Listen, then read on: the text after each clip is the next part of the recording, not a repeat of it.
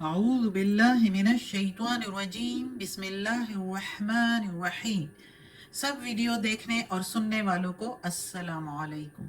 हमारे चैनल के प्यारे व्यूवर्स, आज हम तिलावत करेंगे सूरह हूद की आयत नंबर 16 और 17, यानी कि आयत नंबर 16 एंड 17 इंशाल्लाह तिलावत करेंगे तर्जुमा के साथ और तफसीर के साथ। तो चलिए शुरू करते हैं आज का सबक।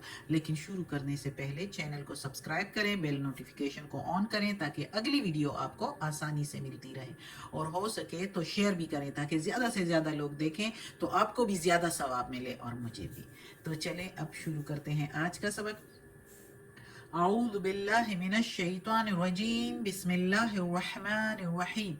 उलाइका अल्लज़ीना, उलाइका वही तो है, अल्लज़ीना जो, लैसा नहीं, लहुम उनके लिए, लहुम उनके लिए, फी में, फिल आखिरत आखिरत में, इल्लन्नार सिवाय आग के, वही तो लोग हैं नहीं है उनके लिए कुछ भी आखिरत में सिवाय आग के। अस्तगफिरुल्लाह। वहबित्वा और ज़ाया हो गए, मा स्वनाऊ जो बनाया, फीहा इसमें यानी इस दुनिया में जो कुछ किया बनाया वो सारा ज़ाया हो गया। वबातिलुम मा कानू यामलून और बातिल हो गया जो थे वो अमल करते, यानी वो अमल भी उनका ज़ाया चला गया, सारा खराब हो गया। अब इस आयत में अल्लाह ताला कहता है कि जो लोग दुनिया ही की जिंदगी मांगते हैं, यानी इससे पहले आयत में हमने पढ़ा था कि जो कोई दुनिया की जिंदगी मांगता है और भले काम भी उसने किए हो तो अल्लाह उसको दुनिया ही में सब कुछ दे देता है। उसने नेक काम भी किए हों लेकिन कलमा ना पड़ा हो तो अल्लाह उसके लिए आखिरत में कुछ नहीं छोड़ता, दुनिया ही में उसका बदला उसे मिल जाता है। तंदुरुस्ती की हालत की शक्ल में, माल दौलत की शक्ल में, इज़्ज़त की हुक्मरानी की शक्ल में अल्लाह इधर ही जो खाता है बेबाक कर देता है। तो इसके बाद अब अल्लाह ताला कहता है कि उन लोगों का जो दुनिया में मांगते हैं, दुनिया ही का मकसद उन्होंने रखा होता है और भलाइयाँ करते हैं, तो उनके लिए फिर वही तो लोग हैं, उनके लिए आखिरत में कुछ नहीं होता सिवाय आग के, यानी आखिरत में वो आग में गिराए जाते हैं। बेशक उन्होंने दुनिया में भलाइयाँ की हो, नेकियाँ की हो, लेकिन वो दिखावे के लिए की होती है और वो उन्होंने कलमा नहीं पढ़ा होता, यानी काफिर होते हैं। तो वो आखिरत में आग के सिवा उनका और कोई हिस्सा नहीं। और उन्होंने जो कुछ भी किया, सनाऊ जो बनाया, जो कुछ किया, हबित्वा ज़ाया हो गया और उनके सारे आमाल अकारत किए जाएंगे।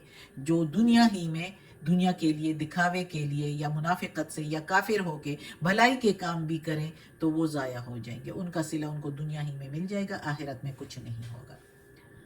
अगली आयत है, अफमन क्या पस कोई, काना है, यानी इसका ये से भी तर्जुमा कर सकते हैं अफमन का कि भला जो कोई हो, आला ऊपर, बय्यिनतिम मिन रब्बिही रोशन दलील पर अपने रब की तरफ से, बय्यिनतुन बय्यिनतिन रोशन निशानी को भी कह सकते हैं, साफ रास्ते को भी कह सकते हैं। मिन के मीनिंग से रब्बी ही अपने रब की तरफ से, वयतलूहु और पढ़ता है उसको, शाहिदुन गवाह, मिनहु उसमें से। इस आयत की समझ जो है वो तफसीर में आएगी इंशाल्लाह, जब तफसीर करेंगे तो फिर समझ आ जाएगी। वमिन कबली ही और से पहले इसके, और यानी इससे पहले, किताब मूसा, किताब मूसा में यानी मूसा अलैहिस्सलाम की किताब यानी तौरात में, इमाम व रहमा जो रहनुमाई और रहमत है। उलाइका वही तो लोग है, युमिनूना बिह ईमान यकीन रखते हैं साथ इसके, यानी बात कुरान की हो रही है और फिर साथ तौरात की भी हो रही है, जो ईमान रखते हैं उस पर। मन यकफुर और जो कोई, व के मीनिंग और, मन के मीनिंग जो कोई या कौन, यकफुर के मीनिंग मुनकर होता है, भी साथ इसके, मिनल अहज़ाब ग्रोहों में से या फिरकों में से, फन नारो बस आग है, मौइदुहु ٹھکانا اس کا، ٹھکانا اس کا، اس بندے کا. فلا تکو پس نہ ہو تم، فی مریتن شک میں سے، فلا پس نہیں، تکو تم ہو، فی میں، مریتن شک میں، مریتم منہ شک میں، اس ان میں سے، انہ الحق بے شک یہی حق ہے، من ربک تیرے رب کی طرف سے، ولیکن اور لیکن، اکثر الناس اکثر لوگ، لا یؤمنون نہیں یقین رکھتے. اب اس آیت میں اللہ تعالیٰ قرآن کے بارے میں بتا رہا ہے کہ قرآن گواہی دیتا ہے. قرآن ایک گواہ ہے، قرآن مجید. اور اس سے پہلے اللہ تعالیٰ کہتا ہے کہ کوئی شخص، کوئی بندہ، کوئی بھی ہو جو پہلے سے اپنے وجود میں اور اس کائنات میں، دنیا میں، زمین اور آسمان میں محسوس کر رہا ہو، دیکھ رہا ہو کہ اس کو بنانے والا ضرور کوئی نہ کوئی ایک مالک ہے، ایک، دو نہیں، اس کے سوا کوئی اور نہیں. کیونکہ اگر ایک سے زیادہ ہو تو اس میں تو خرابی پیدا ہو سکتی ہے. ایک کہے گا کہ یہ عمل ایسا ہونا چاہیے، دوسرا کہے گا نہیں ایسا ہونا چاہیے. تو اس کا مطلب ہے کہ کوئی یہ، کیونکہ یہ دنیا بہت اچھے طریقے اور صحیح نظام اس کا چل رہا ہے، تو اس کا مطلب ہے کہ اس کا کوئی ایک مالک، ایک خالق ہے، خالق.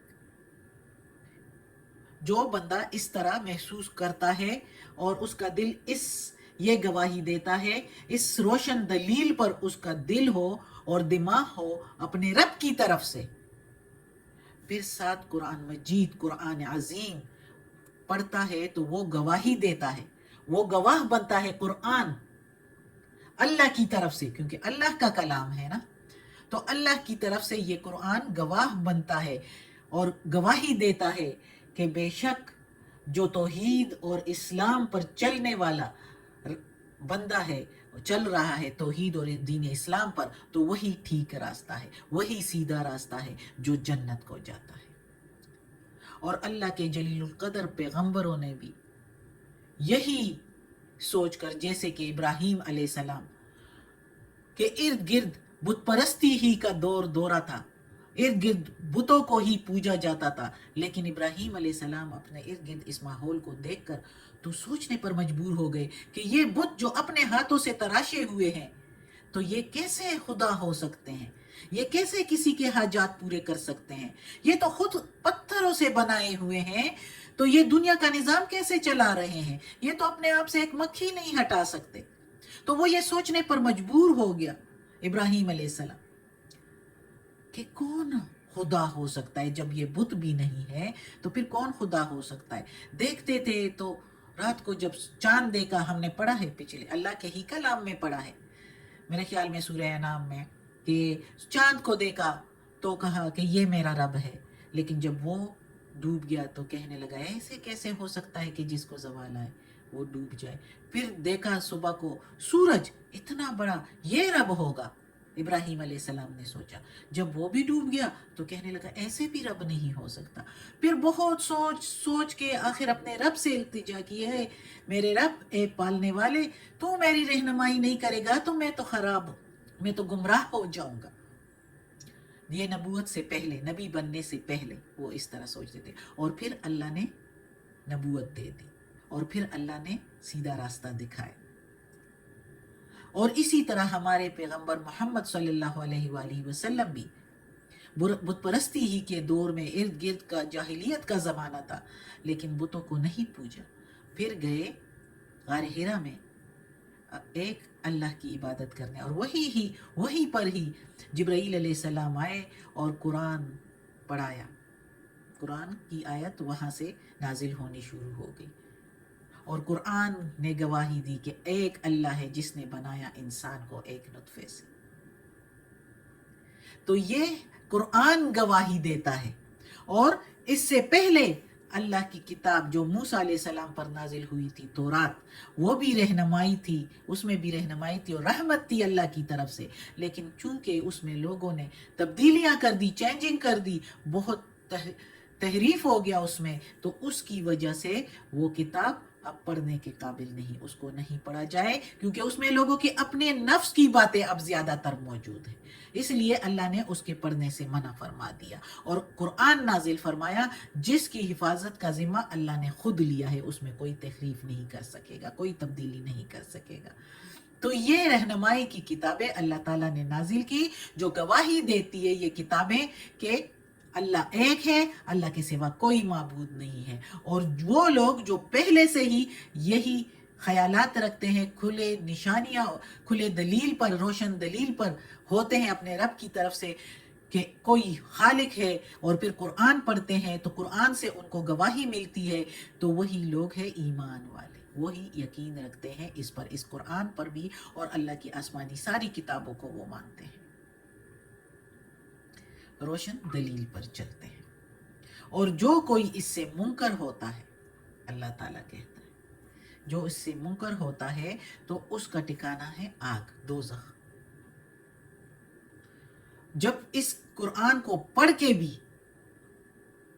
ये गवाही कुरान गवाह है खुद, और गवाही देता है कि अल्लाह एक है,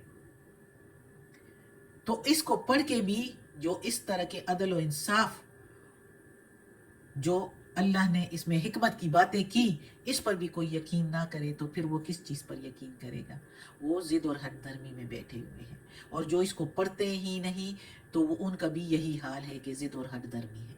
वो इसको पढ़े तो सही, अगर सीधा रास्ता कोई इख्तियार करना चाहे तो वो इसको ज़रूर पढ़ेगा, और वो पढ़ के तो ईमान लाए बगैर नहीं रह सकेगा।